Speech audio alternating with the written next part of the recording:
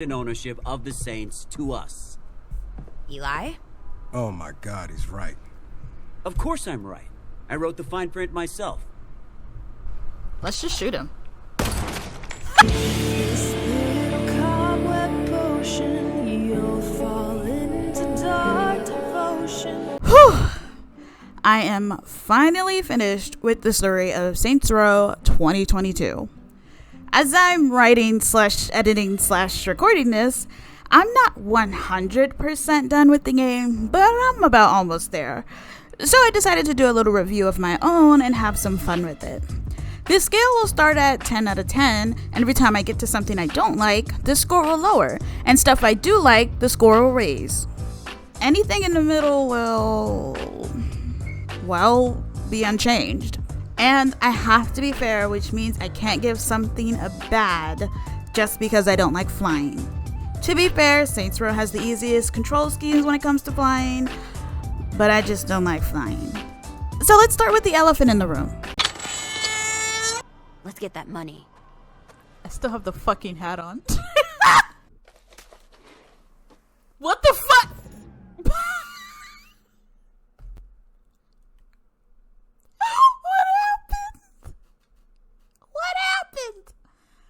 What happened? Well, it's not really an elephant in the room as much as it's like a border collie that's been shaved bald.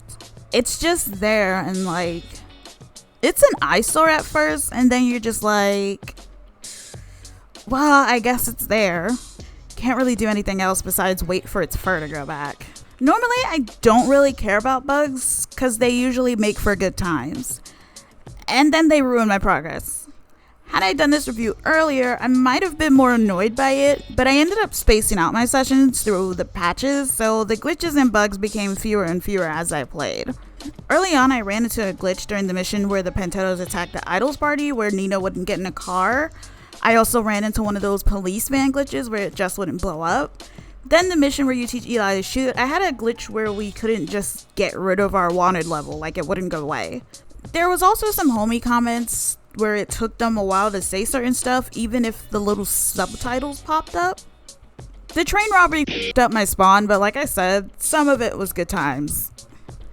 And yeah, that's it for the bugs. I'm forgetting some more, but I can't remember them right now. So next. You don't get it. They don't need my help. I need theirs. Yes! Snickerdoodle!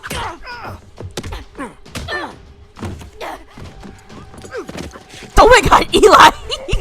Got this! Yeah!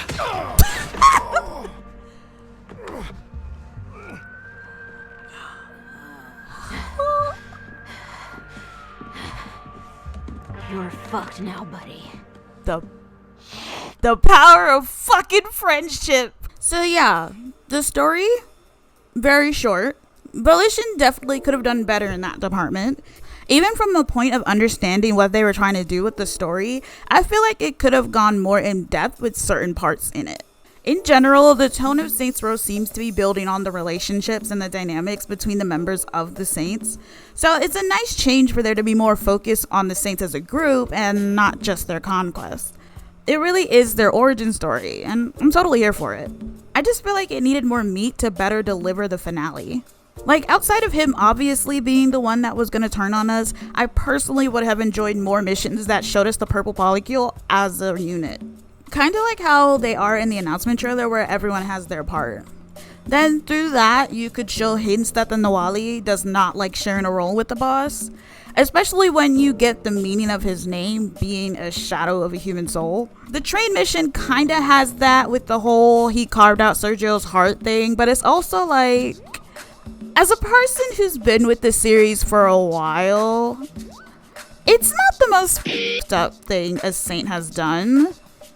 And it's not the most f***ed up thing anyone has ever done in the series. When it comes to violence, many of the characters are pretty blasé about it. Even the new blood. However, The Saints have always had this humanity and compassion for each other. It has to be earned. The story could have fleshed out Nahualli as an enemy to the Saints in that way, making him this shadowy counterpart to the boss, kind of like a Dark Johnny. Make his friendliness unsettling in some way that tells players, hey, Nahualli got some screws missing, even by Saint standards. So while his whole yandere thing would still come out of left field, there would still be these moments of, yeah, I guess we should have seen it coming. Like, maybe he kills the Saint for not doing something right and that evil villain kills a subordinate way, and everyone is just like, that's not how you inspire loyalty, dude. Because the Saints never inspire loyalty that way. You become a Saint, you're a part of the pack. A pack isn't strong when one member is just killing others left and right. That's a part of one of the themes of the series as a whole. If this was built stronger, it would have made up for the lack of a real enemy gang presence in the story. At least for me. Other than that, I had fun with the story. Could have been better, but I'm satisfied with what I got. Hey, we had a big win today. We should do something irresponsible to celebrate. What do you have in mind? Oh, I don't know. The money fight!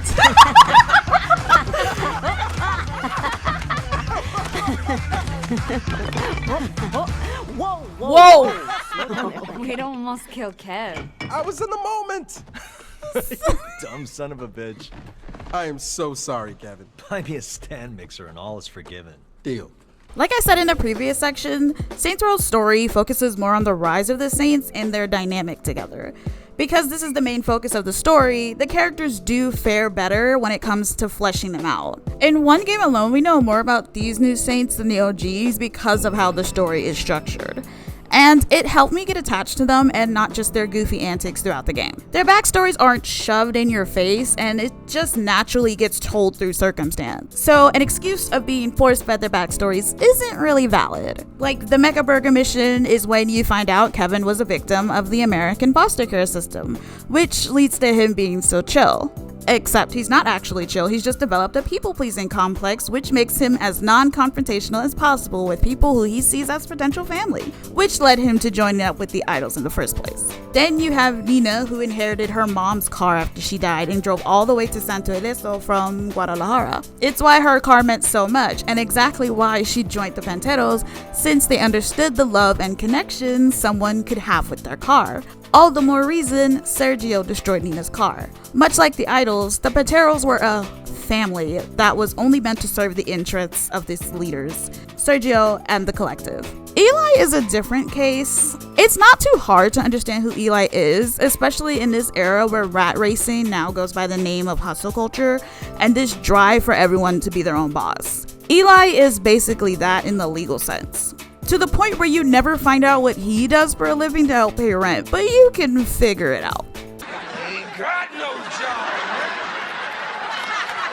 I like him individually, I like him as a group. I think I've already said a good chunk about the Nahualli as a villain. On a personal note, I'm upset that he was the big bad because the potential of him being the disgruntled dad of the group is lost. As an antagonist though, I f***ing loved him. As varied as many of the enemy gangs and their leaders are aesthetic-wise, the type of opposition they are tended to fall in the same category. Now, I'm not saying that's a bad thing because their different aesthetics make them behave in different ways. What I am saying is that the Nahualli was different and it was refreshing. I knew he was going to betray the crew, but I was not expecting him to kidnap them and force them to play a part of some f***ed-up sitcom. Like, he even made Kevin wear his shirt and put Snickerdoodle in a crate. Literally replaying the second cutscene you get with the group. I was screaming. And it's in that way that gave off strong Sunset Overdrive vibes as well as the bosses and Dead Rising. I would love if they kept that type of weird shit up for future games, but don't go too overboard, obviously. I also enjoy many of the side characters and how the gang interacted with them. Like, in the beginning, I was like, we're definitely gonna kill Gwen. Then the LARP missions happened, and I was like, please don't make me have to kill Gwen. The same can be said for Myra Star. As short-lived as the alliance was, I did enjoy how the Saints essentially teamed up with a member of an enemy gang to oust the leader. It's like a whole devil you know situation. Also, shout out to Barb. She's a menace. I love her. Shout out to House Tapeworm. Came in clutch when we needed y'all most. Even though she's a Pantero, shout out to Luisa's big ass. What the fuck is we doing? I know that's not who I think it is. Also, there was not enough snickerdoodle. Fix that, Volition.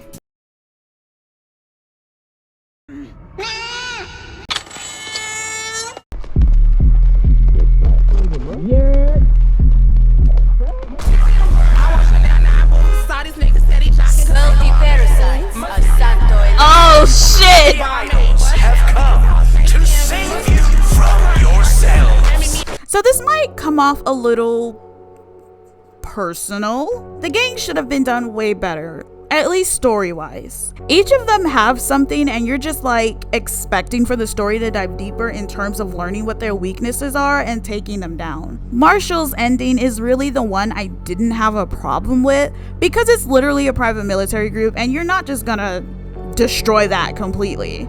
But with Atticus either dead or fired, the Marshall family could definitely come back in a sequel. The Panteros went out with little fanfare, but I sorta give it a pass because it's related to the Nahualli stuff. Though that only makes it worse that they basically stopped being a problem story-wise. I'm not gonna lie y'all, the Panteros were pretty meh for me, so I didn't completely care. Now the idols? That was personal. Not even lying, I'm speaking from a place of huge bias. The idols could have been handled way better. Especially when you have the concept of them being led by the collective, you'd think you'd get so much more from that, but no. You literally kill one of the collective in a wanted mission. The gangs basically fizzle out, and even if you control every inch of the map narrative-wise, the game kinda implies that these gangs are still here. Now, I'm not saying that's all bad because some interesting things could come from that, but I feel like with how this game does have an anti-nepotism stance and an anti-greedy boss stance, these gangs could have been woven into the main story way better than they were. Gameplays-wise though, I love them. It's like they expanded on gang fighting styles and gang specialists in the best way. Better differentiating them when you fight and having to be a little more alert than just simply shooting at them. If you didn't know, the Panteros focus more on physically attacking you and they hit hard. They really only use guns as a means of distracting you. Even their notoriety boss hammers that home.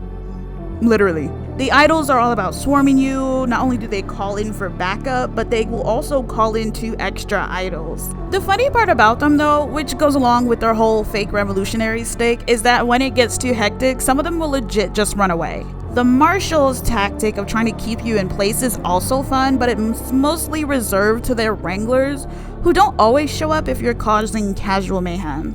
You really gotta work for them to show up or hope that they're already there. And the cops are... well, the cops. Fight back, nigga! Volition hit it out of the park with the gameplay aspect of the gangs. I really enjoyed the whole criminal venture system. Like how in Saints Row 1 and 2, it's a method of connecting you to the city, introducing you to some of the characters that live in it, making them associates. The same goes with activities. Hashtag go Barb! But I would say that outside of some rewards and newscasts, it's not hard to feel like these places and the activities are merely set pieces that don't really affect Santo Ileso. Like, you know how in Saints Row 2 when you blow up the Somebody's drug lab, Shivington is like eternally burning? Something along those lines. Like the neighborhood where you put the toxic waste. It would have been more cool if the NPCs there were just more aggressive. You get more furry NPCs in the area with Let's Pretend. The neighborhood with the big one will have civilian NPCs with guns that only gang NPCs have. Castle Sandy Kraken would have more civilian NPCs in LARP gear and their dialogues would be in character. Maybe even Planet Saints would have NPCs that would dress more fancy and whatnot. Like, little things like that, you know? There are some other things I had an issue with, but it really boils down to personal taste, so I don't really count it as a negative. Like the music choices. I did like the Outrun Station. That Go Bananas song was really good. The classic hip hop was automatically going to be great, obviously. Nuclear and Overdrive were also good stations.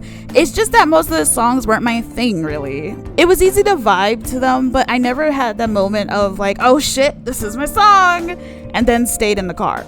The same can be said about the clothing choices. This is another preference thing, and I was just not in it. And it only served as a reminder that Nobody Loves Me wasn't there.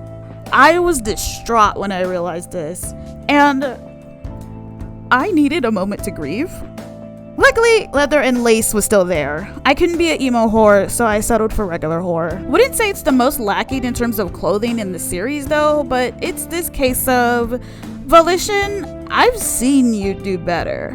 Also, wingsuiting is fun, even if I still haven't gotten the hang of landing. Wingsuit! Wingsuit! Yeah! So the collective don't live in the...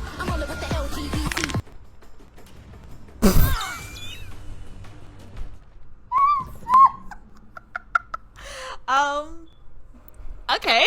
It's hard. She's calculated. I'm freaking cool.